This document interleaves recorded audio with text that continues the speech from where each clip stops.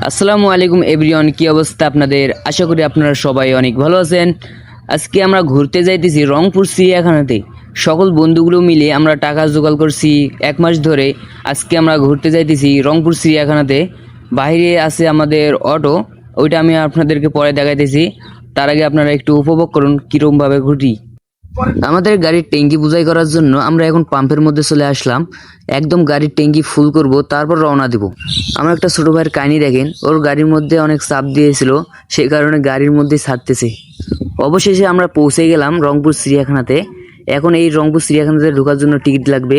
আমরা 2টা কাটছি। চিড়িয়াখানায় ঢোকার সাথে সাথে দেখতেছি 2টা জলহস্তী আমাদের দিকে তাকাই আছে।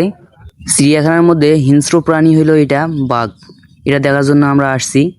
তারপর গাধা দেখার জন্য আসলাম চিড়িয়াখানায়।